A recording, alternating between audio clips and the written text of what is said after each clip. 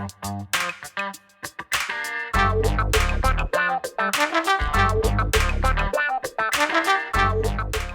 guys, welcome to this edition of Let's Be Blunt with Montel. I'm Montel Williams, and my guest today, is the CEO of a large-scale manufacturer of medical cannabis compounds based in Portugal. Yes, I did say that, based in Portugal. His experience as both a developer and a banker in the United States and in Europe provides a unique perspective towards navigating international rules and regulations for developing cannabis medicines. Michael Sassano, thank you so much for being a part of Let's Be Blunt with Montel today, sir. Yeah, great, Montel. It's such a pleasure to see you. Absolutely, my pleasure to see you too. I think what I was getting ready to do an open, but I thought I would do it with you so that people would understand. We in America are so self-centered that we think that we are the center of the world, and when it comes to cannabis, we are getting ready to not be the center of the world anymore. Would you not say? Yeah, I mean, look, I came from the U.S. market. It's still the heavyweight champion of the world when it comes to cannabis. But the global markets is import, export, and moving it across borders from South America to Africa to Europe, now to Asia. So we're moving it across the globe. Yeah, I mean, I almost would agree with you when you say America's the heavyweight champion, but only with one belt. There are multiple belts out there right now, and there are a couple of other countries that are stepping up to the plate and showing us how to do it, I think. And it's when you kind of back up a little bit and you remember that there was a moment that, you know, I guess, if you wanted to make the center of the world Amsterdam and Holland for a second and say that back in the day when Amsterdam was one of the only places that allowed for legal consumption on premises and had a pretty robust cannabis program, even the United States still did kind of dwarf it because of just the sheer volume of cannabis. California and some places like in Kentucky and Tennessee. However, now I have been completely taken aback at how rapidly the rest of the world is growing. I'm involved with a cannabis startup in Colombia. I'm involved with a cannabis startup in South Africa.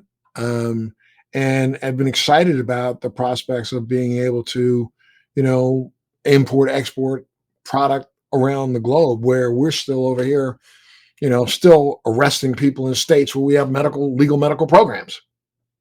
Yeah, I mean, look, you're exactly right. And you're pointing out some of the right places you're in. Colombia's been doing a great job. We're still working on some imports over here to Europe. Lesotho, I'm on my way over to South Africa, Lesotho. What amazing farms they have down there. Great genetics are being developed, and we're bringing those over to Europe now. And a lot of people, when you say great, the genetics are being developed. Great genetics have been there for thousands of years.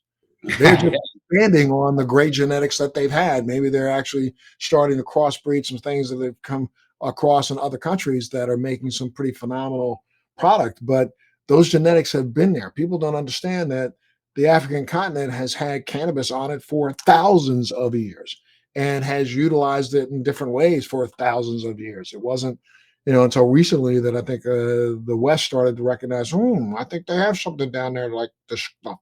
Look, before we go any further, let's talk a little bit about who you are. Well, talk about yourself a little bit. Where did you grow up at? Where'd you go to college? Yeah, I'm from Cleveland, Ohio. Went to Boston University. Spent my beginning adult life in New York City. And then I ended up moving to Europe in my 30s and Monte Carlo. I lived there for the last 20 something years. Was back and forth in the early 2000s for the cannabis movement there. Probably my most famous facility was Solaris Farms that merged with the Sanctuary Dispensary out there in Las Vegas a few years ago, and multiple projects. What I did is I took my background from banking and then I later became a real estate developer and said, look, the world needs more infrastructure. So that was my space. And is that what you got your degrees in? What's your degree in? Liberal arts degree. Liberal arts degree, okay. Yeah, and economics major. Got you. And you turn that into banking and real estate development. Yeah, I was a Lehman Brothers trader, one of the best, number one trader for 7 years in a row. Ran about $5 billion when I was in my 20s, and then took the money and said, let's build some real estate, build on the Panhandle, oceanfront condominium projects. Wow. And then what got you interested in cannabis? How did you shift over to cannabis? In 2008, the real estate market tumbled on us. These guys out in California said, "Look, we're going to convert a warehouse, 5,000 square feet. We don't have any banking." I said, "Guess what? It's 2008. I don't have any banking. Let's get together and try to figure this out."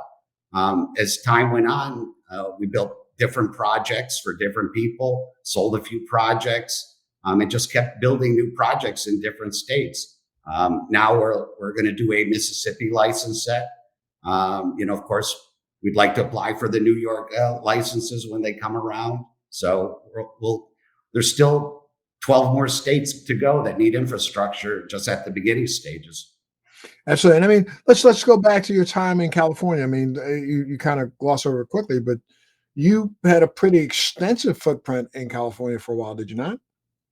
Yeah, I mean, let's say Las Vegas became the more extensive footprint. That's where most of the buildings in the modern age were built for me. But yeah, California was a great start. And it was, look, 5,000 square feet. You were a monster in cannabis then. Back in that early time, and that was the legal limits within that LA County area. Right. So, but then Las Vegas presented, as one of the newer recreational states. I moved over to that area, left Europe permanently in 2016 to stay there permanently, and kept doing more deals out of the Las Vegas. And that was really exciting because there was not just cannabis, it was marketing in cannabis on top of it. A great Right. learned lesson.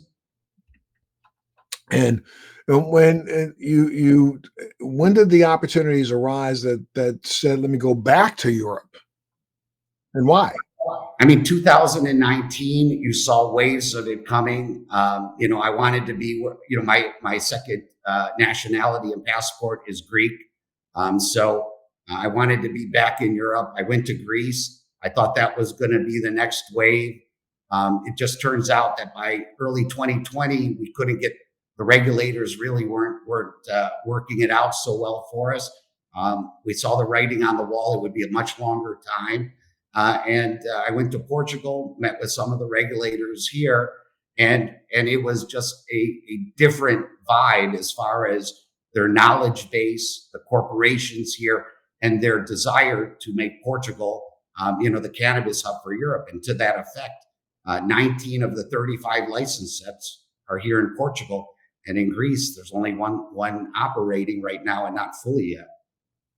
Yeah, I mean, and we should explain to people. I mean, right now, the EU or Europe, as Germany has legalized in some ways medical. Portugal, Great Britain, England, right? I think they have it in Scotland or Ireland. No, Scotland.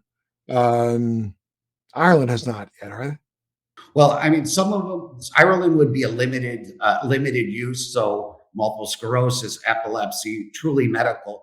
Whereas, like Germany, as you pointed out, from the 2017 referendum, the doctors can prescribe at will. So it's the fastest growing market with about 200,000 patients. And then they're going recreation. At least the recreational regs will be announced by this year. So the health minister came out a few months ago with an about face, not a politician, the health minister, and he said, "Look, legalizing is much better than the alternative of not legalizing." And he looked at it from the health of the population standpoint. And the politicians, the new party that came in, agreed and put a push behind that. That was part of their stance. And also, when you look at Europe, they don't demonize necessarily, especially on this side of the pond, where Portugal, everything is decriminalized. They look at a drug usage as either a medicine or you may have a drug addiction, which should be treated as such, not as an incarceration of it. Right. And it's very interesting because, I guess everybody The whole world signed on to that UN treaty, 1963 treaty, I think 61, 63 treaty that banned exportation and use of hemp products around the world. But then in the last 3 years, I mean, I think we're 40 something countries plus that have broken out of that treaty now. Everywhere from what is it, Thailand, South Korea, Colombia, Brazil, all over the world. I mean, the world has decided and recognized the fact that before America pushed a ban, this was a efficacious product being used by the masses. You're exactly right. And remember the 2020 UN resolution to declassify cannabis as a medicine. I mean, it would seem obvious, considering even the pharmaceutical level drugs like an Epidiolex or Sativex, or even the studies that have gone on in all countries like the United States, Canada. It's just odd that the United States hasn't even adopted the fact that it's a medicine, whereas at least the European and many of the other countries, they voted to under the UN to in December 2020 to acknowledge the medicinal aspects of That's cannabis. because the United States was never really, this has not been what our reason for banning cannabis was for.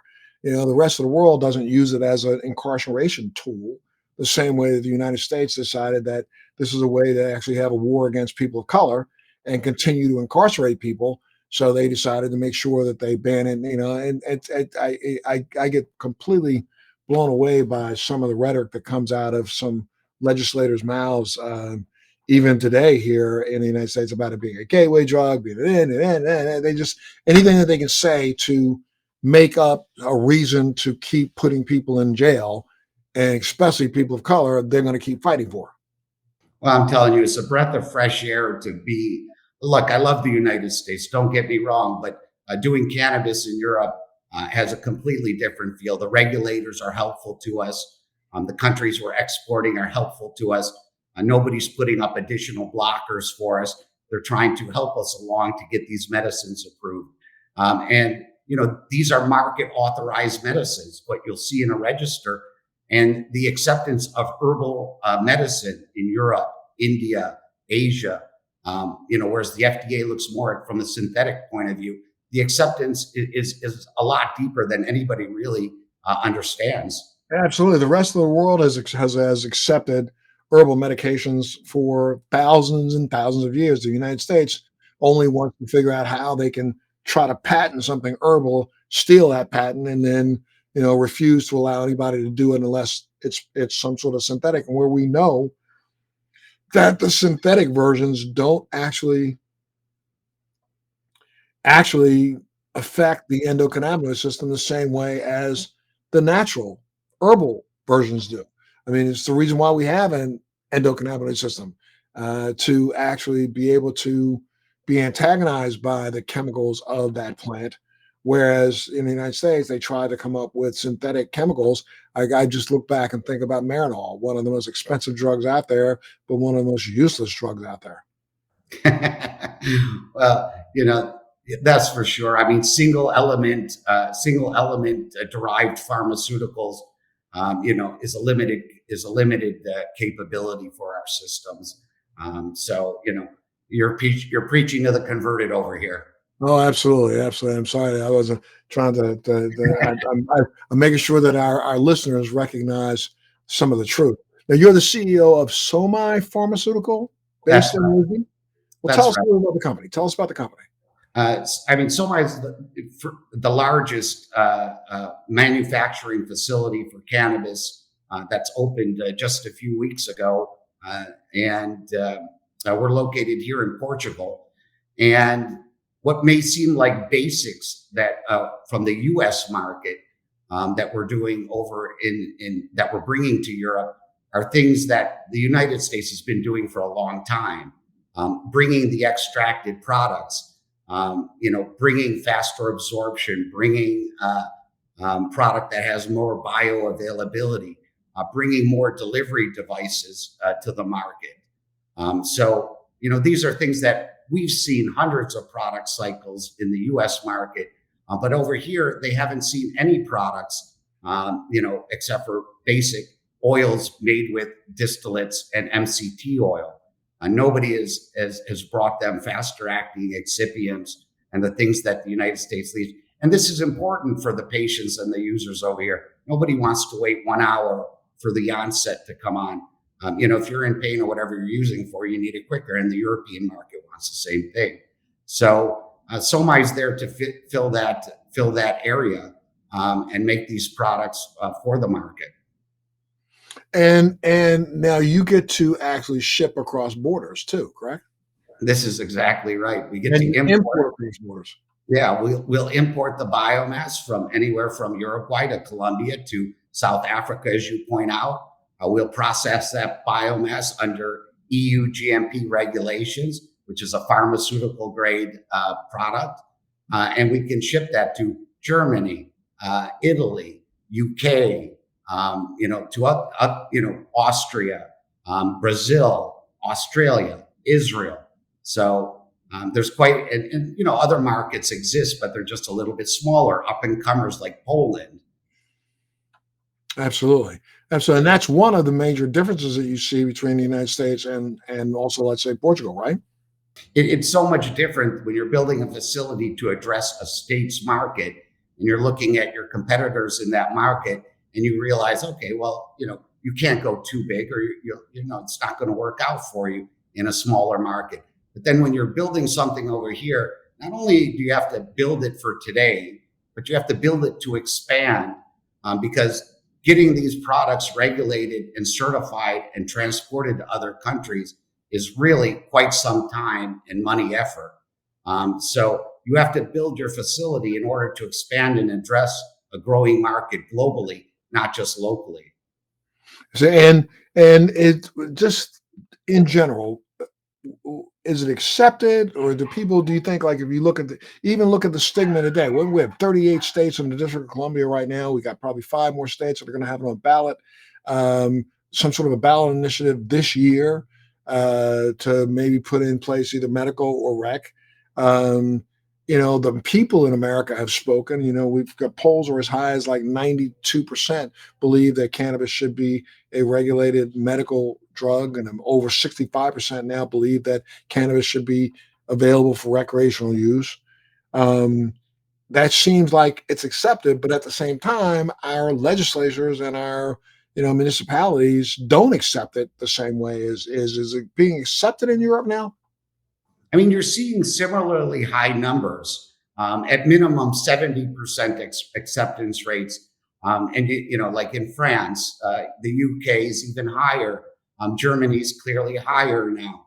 On top of that, you're having health ministers, not politicians, driving this. These are the people responsible for making national regulations, and to some extent, their words are a lot more powerful. They're also looking at it from not just standpoints of accessibility. They're looking from a standpoint of bringing more reliable product, to their population, which they know is getting it from other sources that are not regulated, and that can open people up to pesticides, things like that. And they're conscious of that. And on the even farther end, they've already made a conscious decision that there's a social aspect to this, to the cannabis. So they see the success of coffee shops in the Netherlands. Malta did social clubs. Luxembourg may do social clubs. Switzerland's doing a pilot of 10 social clubs in Zurich. You have gray social clubs, let's call it, in Barcelona, 500 of them. So they understand there's also a social aspect to all of this, as well as the medicinal aspects. Yeah, well, in the social aspect, I think they believe and they've seen very clearly is that, what we're seeing around the world in total is that alcohol use is going down. We have been seeing that here in the United States, and violence associated with alcohol is not there when it comes to cannabis. We don't see the same.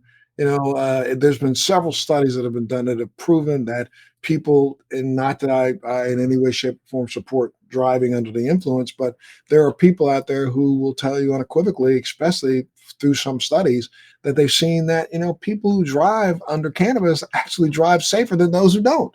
Part of me, I think, maybe the reason, maybe that hyper consciousness or something of trying to make sure that you don't do anything wrong, but so it doesn't have the same effect that way. And I think societies in Europe are starting to recognize the social benefits of cannabis, let's say, over alcohol. I think there's no doubt to that, and they are addressing that exact same issue is the reduction of dependencies not only on alcohol, but other things, opioids or whatever it may be, and to try and that the safer alternative is happens to be cannabis, and they see it very clearly. These regulators and these health ministers and the politicians are. I think what you're going to see is more of a brush fire occurrence when Germany finally lays down its regulations. And you just had Spain turn the corner too and say they'll have their regulations out by the end of this year. So what you're seeing is the larger countries leading that effect, and the rest of the countries, they're going to say, look, why don't we have a proper policy? And they're saying it right now.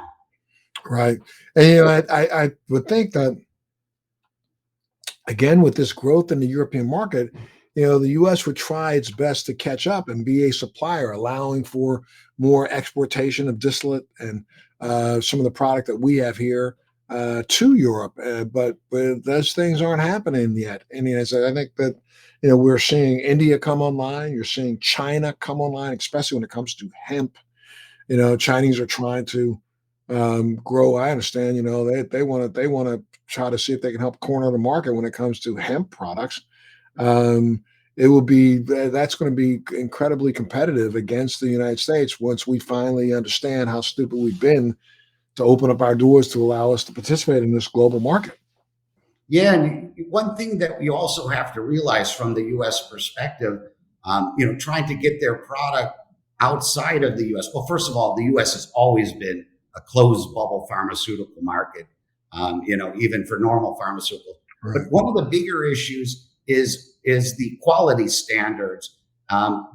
Because they don't have any federal regulation or they don't have any what we would call EU GMP status for these products.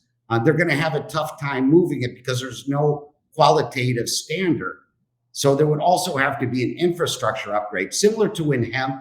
When the hemp growers did their legalization, they had to go to a GMP novel foods global standard. So too, cannabis has to conform to some kind of a standard beyond a state-run OSHA-style standard.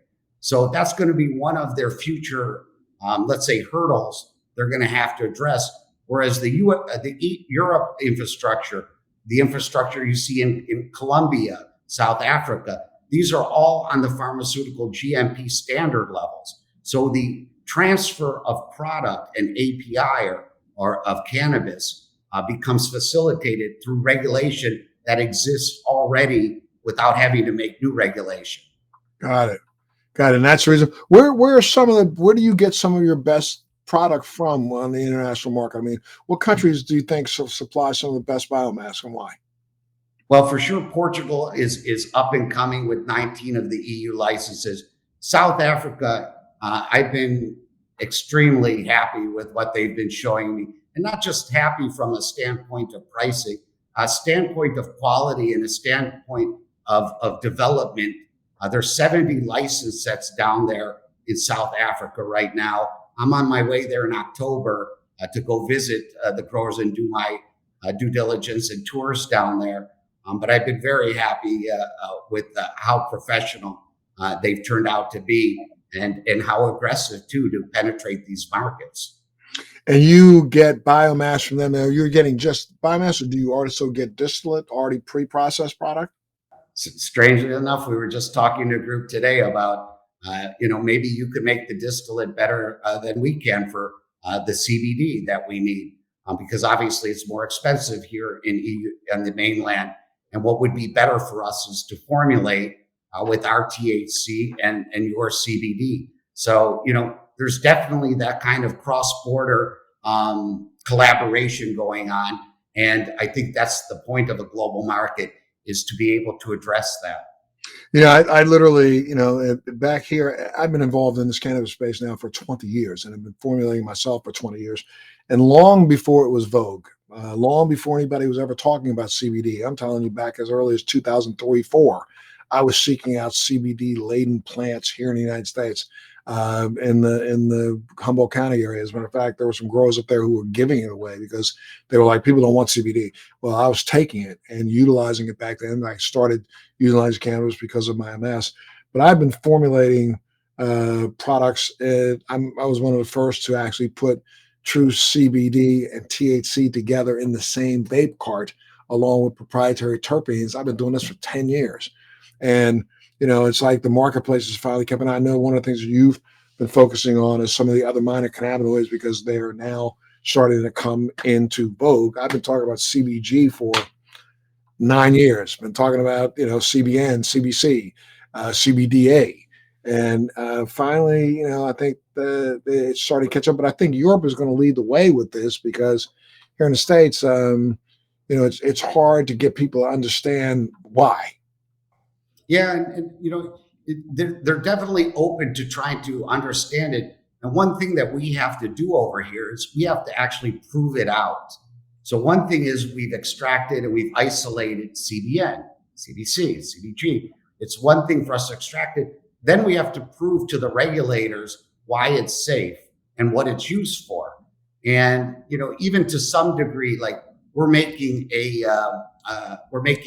clinical trial for arthritis, and it would seem like okay, we know from the United States, we know from the dispensaries and the patients that there's many uses, many different formulations that work for many different people in many different ways. But it's a completely other thing from a clinical standard for us to have to prove that and explain that to our peers or our regulators or other countries why this actually works through studies. So on one side we're a little ways off from getting to where we need to be with the advancement that we've seen in the United States. On the other end, what we will prove out will be a little bit farther than where the United States went. Absolutely. I think so, especially the fact that you are not reticent to conduct a trial. I mean, here in the States, you got to fight tooth and nail to get a trial done, just to be a regulated trial, because there's some bonehead who just doesn't believe in cannabis to begin with. The regulators here, just so you know, they gave us money in a PT 2020 grant for our facility to be innovative. And they even give us up to 70% back on what we spend on R&D. That's the kind of support we're getting in Portugal. Wow. Can you imagine? Yeah, that's a little mind-blowing, right? That is mind-blowing. And where, again, I wanted to ask you, where do you think some of your best biomass comes from, though? Like I said, for sure right now it's Portugal, because it's in our backyard, and we're just starting to work with South Africa and get the paperwork right to bring them there. We're also looking forward to Colombia. You've mentioned already. We are looking at Uruguay. They've been pretty, let's say, influential in moving those roads. A little more so than Colombia right now, but the Uruguayan government's really made the export and import just a little bit easier for us. We're hopeful for Thailand coming online. Strangely, Thailand clicked their fingers into legalization, and suddenly there was product a month later. I'm not sure where it all came from, but it's there. And they were touting some really amazing numbers and COAs when they talked to us. But they're currently still in stability from the medical program since it's so new. But I need to make a trip out there and see it. Not really much is coming from up. We are still getting product from Canada. That's starting to chip away because there's other countries coming on with product where it did, as a few years ago, that didn't exist. Right. Germany's quite small. Denmark's, it's a little expensive to come from product up north where they don't have so much sun or a natural indigenous nature for cannabis. So it's kind of like Canada making their products. Denmark's in a similar path where they're spending a lot of electricity to get to where they need to be, and there's no natural plants. So I think the zones where cannabis used to be for as you say, thousands of years, are the ones where we're most hopeful. So, and where are your products once you finish your products? Where are they being shipped? And you're doing what you're doing edibles, vaporables, smokables. Is that Yeah, right? the first the remember right now we're on the medical and the pharmaceutical kind of look, and then the recreational is starting to come into play. So the first products are drops, and this may not sound much to the United States, but it's completely mind blowing for the European market. Drops, sprays, transdermals, sublingual tabs, and soft gel caps. For That's more than this market ever dreamed to have, in these years. Since extractable products were zero a year and a half ago in Right, sale. right. So and now where are you starting to, are you starting to export yourself? Where are you exporting to? Where are some of the places you're exporting to? Yeah, for sure. Germany's a target. The thing with Germany is you can't sell finished products, so they have what's called the compounding, where the pharmacist mixes what you provide to them. But more, let's say, more interesting markets for us, for sure, is the UK, where they're more accepting of different products, including even vaporizer oil. Um, you also have Poland, which is a big up and comer. Chesnia, which is 100% capsules and soft gel caps. Israel's an up and comer, which is a quite large market. Europe just surpassed them in sales, but is one of the older markets. Australia, for sure, has the most acceptance of whatever products we put out. And then we're hoping as recreational kicks in, we'll get more into the edibles and the more vaporizer acceptance and things along that nature. And still, flower is king over in this market. Gotcha, gotcha. But now I'm sure people are no longer mixing that flour with tobacco. It's so strange. I Somebody gave me one, and I almost coughed up a lung. I had a tag. I can remember the days going to Amsterdam, and I used to go to Amsterdam 3, 4 times a year. And I remember going into a couple of different coffee shops, and the guy would say, "Do you want me to go ahead and roll one for you?" And the first time the guy rolled a joint for me, I was like, "What is that?" He said, "It's tobacco." I said, "Why are you putting tobacco in there?" He goes, "Well, you don't." I said, "No, I don't. Redo it. Really, get it out, please. I don't care how thin it is. Get rid of it." And the guy got rid of the tobacco and looked at me like I was crazy. And I was the only person sitting in the entire coffee shop smoking one without tobacco in it. Yeah, well, and it just does. If you're not a tobacco smoker, the feeling is quite nauseous. Oh my goodness, it nauseous. That's kind of a good understatement. Yeah, you're right. So now, what do you believe the U.S. is going to have to do to remain competitive in this world as the world comes online? Yeah, I mean, look, like I said, that market is such a behemoth at $30 billion. Maybe they don't have to go anywhere but within themselves. And there's so much more to build. Keep in mind, there's 30,000 license sets in the United States, let's say, and there's still not enough to support that market. So, maybe they would look at Europe as a curiosity. At best, we have 35 license sets. We're doing 300 million in sales in Europe proper. Maybe globally 1 billion in sales.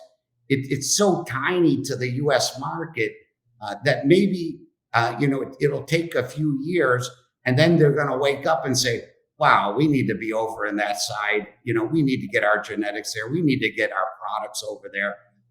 And like companies like Cureleaf have made that bet, right? They're there. Cresco bought Columbia Care, so they place themselves into the European market. But for the most part, it's just been a few Canadians, and they haven't done extremely well. Aurora, of course, is one of the big ones. Tilray, of course, the largest. So the Canadians still want to get out of Canada and come over here, but the U.S. don't have that much of a reason to leave the U.S. just yet. Right. Well, So yeah, you're right. We had 25 billion in sales in 2021 in the yeah, legal market, and probably 70 billion in sales in the black and gray market. that's pretty big. Yeah, yeah, it is That's pretty big. pretty big. Absolutely. But I think, I still believe that when we keep an eye on what's going on in India, places like that, especially when you have places that are going to be trying to get into the 1,000 acre grows, the 2, 10, 20, 30, 40, 50, 100,000 acre grows. The company I'm working with in South Africa, which is Afro Helios, supposedly has right now close to 1 million hectares under contract. Yeah, I'm going to go visit them. That's one of the names on my list, by the way. Mhm. Yeah, I'm working with them here with the CEO, and I'm on their advisory board. So please come and see us, and I'd love to help work with you guys. Yeah, no, I'm sure I'm going to love it. I'm excited to go down. But you're absolutely right. There's sleepers like India, 1.4 billion people. 1.4 billion people, and it's always been something that's been socially acceptable or recognized acceptable. Though you haven't been able to sell in India, cannabis grows on the side of the road, That's right. and And it's been Ayurvedic medicine is clear. Ayurvedic medicine believes in the power of the herb. absolutely, absolutely. And they believe this for thousands of years. And so the second it starts turning into a product that is being, marketed the right way, I think India could be probably one of the biggest markets on the planet. You don't know how many write-ins we get on the website from India, and I'm more surprised because something's going on there, but the regulators aren't really there. But it is extremely accepted already. Well, but one of the things that's at that because India has that, they're broken into those regions, which are almost like states that have their own autonomy. So it's going to take one of those regions to actually change the footprint, and then all of a sudden, I think the rest are going to take off and go with it. Yeah, yeah, that's exactly right. I mean, one doctor reached out to me on LinkedIn and he said, "Look, I'm doing this foot therapy where I use the cannabis plant, and this is something that affects 400,000 people a year here in India." He said, "Can you help me?" I said, "Yeah, 400,000 people is probably the small number." He said, "Oh no, that's just my clinic." Right, right. His clinic, and that clinic is in a state that's got probably 400 million or 200 million. Monster number just in my mind when he said that. I was, okay, well, let's try to figure this out. Absolutely. Now, tell me a little bit. What do you see is going to happen worldwide? Let's say in the next 5 years. Yeah, for sure. You can pretty much be sure Europe will be mostly all legalized, except for maybe some Western European countries that are still kind of in the dark ages. But you'll see all the main countries here legalized. I think you'll see. I'm hoping you'll see Japan come online and a little more of the Asian countries from the THC perspective come online. I think already all of South America's there. I think sweeping Africa is only a matter of choice for the leaders of those countries because the North and the South has already pretty much accepted where this Absolutely. is going. And you're going to have a bunch of holdout countries that, frankly, maybe nobody visits anyways, but it's sad for their people that they won't get any. Absolutely. And then they're going to be left behind economically, and I think you'll start to see some of that change. Any countries in particular you'd like to see go legal? I, I'm de- I'm hoping on Japan. I've been talking for a while. I just find it so surprising that a developed country like that, with the liberties that they have, and the nice attitude that they all have, with an herbal medicine, decades, centuries of herbal medicine things. I just find that mind-boggling that they have not embraced it. Even up until I think a few decades ago, mushrooms were sold inside pharmacies in Right. in in there, and now to say that they have not legalized cannabis. Look, I look at them as one of the leaders of that region. They should be there. Yeah, I also that as crazy as it's going to sound, we know that cannabis was written about in the I Ching some 3,200 years ago. So I'm surprised that China hasn't done something really, even if it's the state-run thing. I know they've been working on trying to get into the hemp space, but I mean, from the THC space, the panacea of the masses kind of a thing. I mean, they're going to start running into some issues. They're running into them right now. They have an extremely aged population. And we know that, and this is what a lot of the world seems to start to is already recognizing, is that cannabis is an extremely powerful geriatric drug worldwide. I mean, it could limit some of the Western synthesized medication use just by utilizing cannabis instead. So I'm just surprised that China, that's the one I'm kind of thinking about. I think at some point in time, you're going to see China go legal, at least from a medicinal standpoint. That'll be the biggest market in the world. Yeah, I mean, look, they're always doing something on the down low. Like, okay, they would service us with all of our vape cartridges and everything for marijuana, but prima facie case, we're not into THC. When you look at CBD, if you Google China and hemp fields, you will find that they have millions of acres of hemp. Million. Yes. And Yeah. they have like $100 million thar extractors out there in these fields. Well, it's a little bit surprising that possibly they could be the world's largest producer, and somehow they're not bringing it to their aging population. Yeah, that's really strange to me. But and I don't quite get it.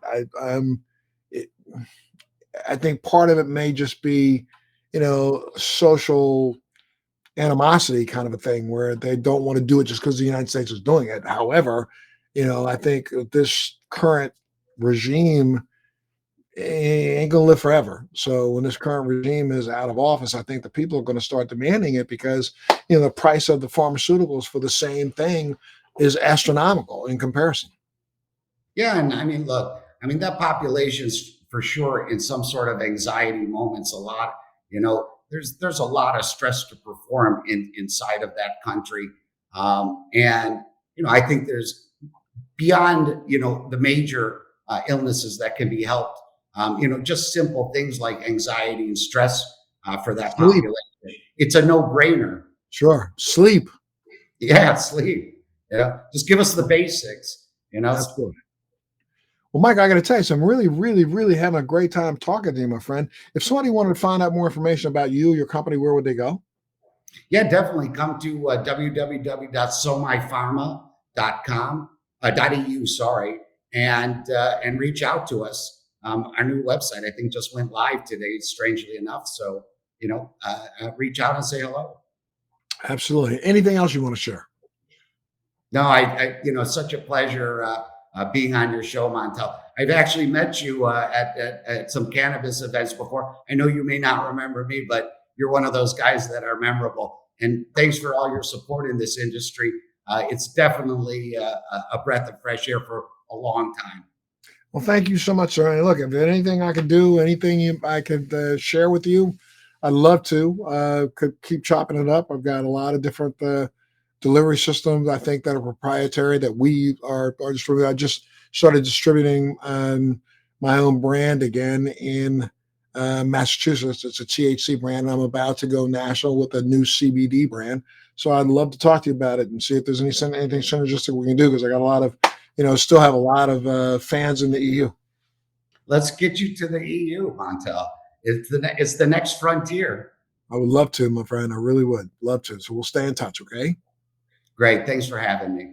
Absolutely. And one more time on that website, if people want to get a hold of you, you don't have to say www, but what did you say? SomaiPharma.eu. SomaiPharma.eu. Make sure you do that. Go check them out. It's an unbelievable company and setting the standard worldwide. So, Michael, I got to say thank you so much for being a part of the show today. And thank you for tuning in to Let's Be Blunt. Thanks for joining me on Let's Be Blunt with Montel. Please make sure you're subscribed and hit the bell to be notified when new episodes post each week. We'd love to hear your feedback also, so please send us your comments.